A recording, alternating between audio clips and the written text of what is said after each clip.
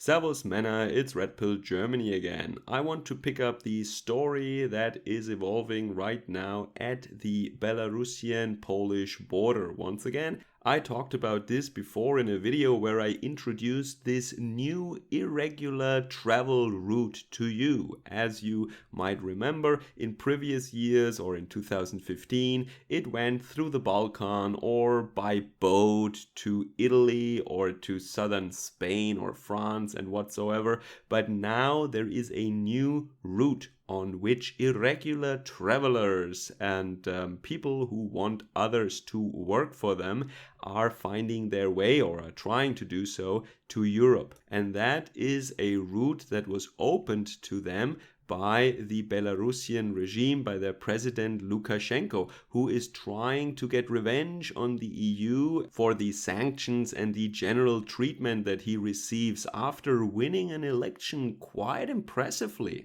Alright, so Mr. Lukashenko and the regime in Belarus, in Minsk, they want to get back at the EU, and they took a page out of the book of the great Sultan at the Bosporus, Mr. Erdogan. Because Erdogan is doing a similar thing, that is blackmailing Western countries with migrants, with shocking images of crying children, and with faked and forged scenes of human suffering. Of course, we all know that none of these people are actually persecuted, none of these people are actually looking for help or shelter or something. No, by and large, they just want to have a carefree life where Western people go to work and they get part of the money. That is called welfare in Germany and in Europe. And not only Europeans or Germans get that welfare, but everybody who is here. Legally or illegally, it doesn't matter. And that is, as we all know, of course, unsustainable. You have to pick and choose. You can have either a welfare state or you can have open borders. You can't have both, obviously. But more about this later. In today's video, I want to tell you what the situation is right now and how the German media and Germany in general, how public discourse here is responding to it. And it is quite interesting, in my opinion at least. So I talked to you about this a couple of weeks ago, where I told you that this new route has been opened and that Poland and Lithuania they are raising the alarm bells and they are starting to fortify their borders. And what we can see now at this point in time at the Polish border is a fortified strip through the woods with barbed wire and fences, not massive walls, but they quickly erected barbed wire fortifications and fences. While on the Belarusian side, you see that their forces, military or police or something like that, they are busing these travelers there and they are supporting them, and also they are giving them equipment like tree trunks that they're using as lances or spears in order to overcome the fortifications. They also try to blind the Polish guards with lasers, and they are using gas against the Polish defenders. So what you see is a combined force of foreign mercenaries and Belarusian forces fighting against the Polish border guards. The EU, according to what I have read, has asked Poland and offered them help and assistance. Frontex should be sent there, for example, but so far I think the Polish have declined that offer, and I think that makes a lot of sense because in my experience, at least from what I have read only, of course, Frontex is not always really protecting the EU borders. They're sometimes just facilitating the influx of irregular travelers. So what would happen if Poland would accept this offer? Well, in my opinion, then Frontex would just take over and funnel all these migrants into Poland and then on to where they want to go. And Poland doesn't want that. Poland wants to keep them out of the EU. They refuse to get blackmailed by their eastern neighbor, because this is what this is. This is a blackmail zone that the Belarusians have established along the Polish borders. It is a zone where they can produce media images that create a kind of moral pressure in Western Europe, and the primary target of this moral pressure and these sob stories is, of course, our mentally challenged women in Western Europe. They are the primary goal of this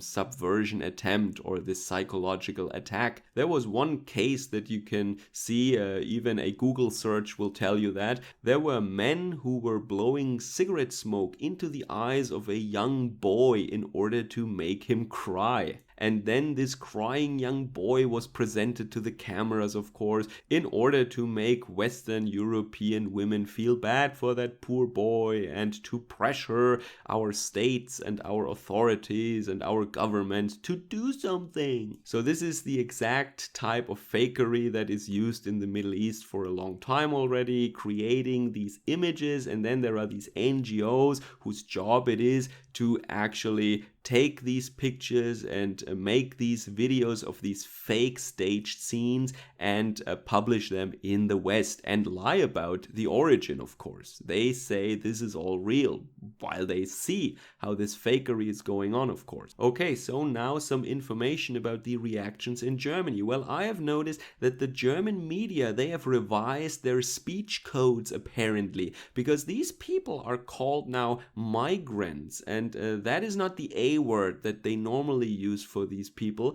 They are choosing the neutral term migrants. The next step would be that they would say travelers or irregular travelers like I do. But the word migrant here is a neutral one. It doesn't imply that they are persecuted. That is important. And there are many voices in the European mainstream, or in the German mainstream media, I should say here, I'm talking about Germany now, that say we should not get blackmailed here. They're calling it what it is, a blackmailing attempt. Of course, there are many far left journalists who say, oh, we should just take them in, these poor people. But there is a sizable amount of, I would say, centrist journalists who are calling this out. And this is a new development in my experience, at least. So what I'm trying to say here, that the coverage and the language in which these people are described in the media is fundamentally different already, in degrees, but still fundamentally different from the way they talk about boat people on the Mediterranean Sea, for example. So it seems like something has changed in these speech codes that the journalists have to obey. The mainstream media has, of course, not gone as far as calling it all fake and staged, but maybe they are afraid already that the truth gets out to many people right now, and that they sound untrustworthy and come across as liars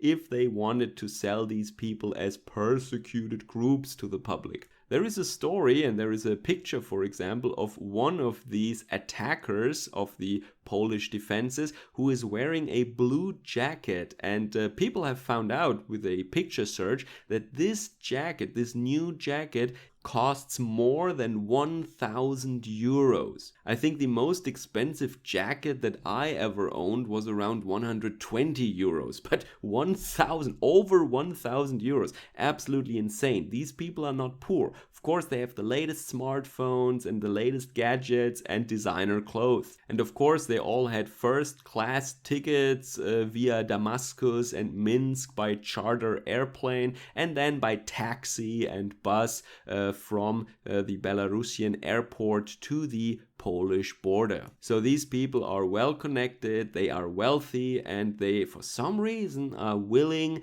to play this game and to make it into the EU via Belarus. So I said it many times before, and I'm saying it again, a civilized and rational civilization should not be blackmailed by this. This should be a blunt weapon. This should, in an ideal world where the EU or where European countries would be more like Poland, this should not be an effective technique to attack us. We should just close the border, defend the border, and say, not our problem. Why are you lingering in these forests and cutting down trees there and destroying the environment there? Just go home.